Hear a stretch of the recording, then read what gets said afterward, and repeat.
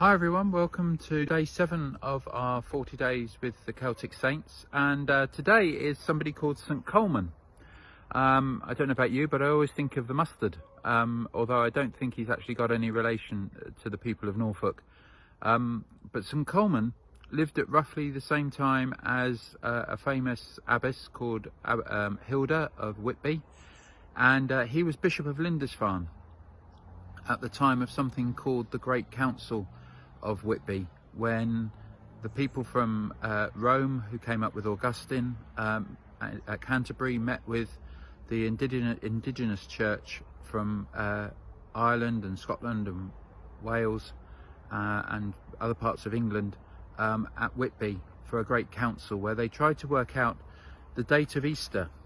But it wasn't really about the date of Easter, it was about who ultimately was going to set the tone and the atmosphere in the room. And Colman was the gentleman tasked with giving the opening address from the Celtic Church point of view. And he made a number of statements which he thought would be helpful, particularly around the importance of following John's Gospel, and the representative from the Roman Church made their statements, and the then king of the whole of that northern part of England, which then became effectively the king for much of England, along with the kings of Wessex, decided that they would go with Rome.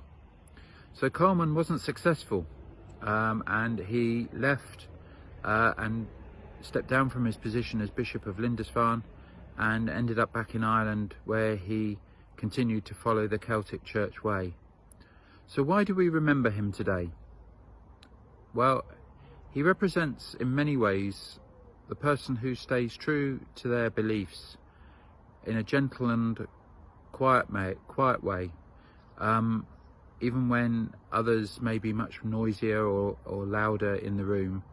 And we may not always get the affirmation from others or the support of others, but deep down we hold true to Christ.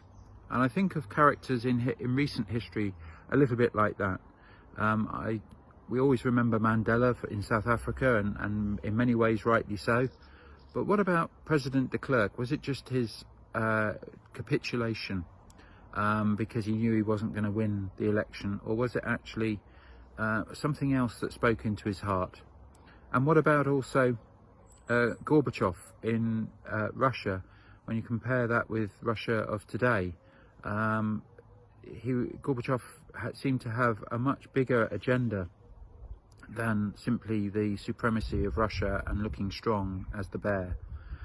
So we remember such people today, and think about also what it's like in our own faith. We may not be world leaders, but we may be involved in all manner of discussions with members of our family, with our local communities, in our churches.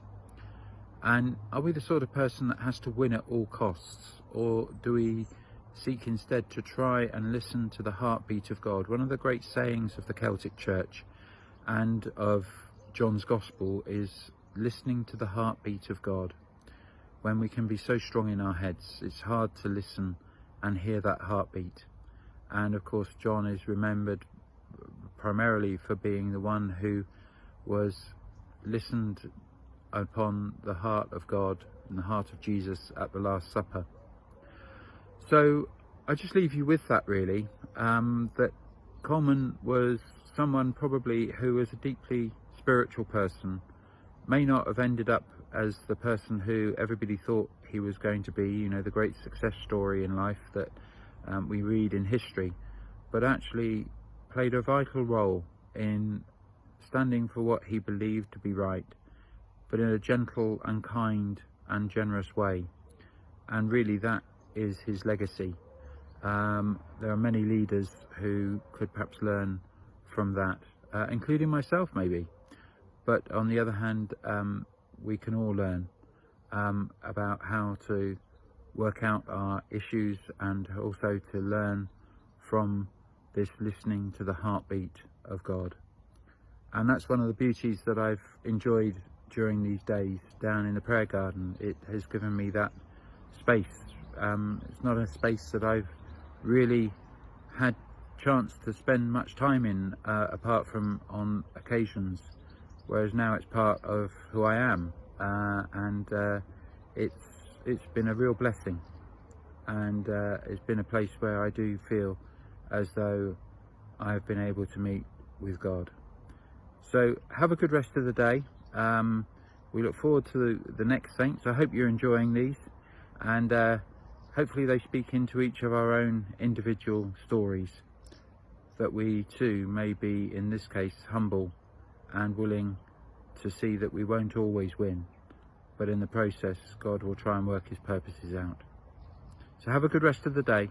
God bless for now. Bye for now.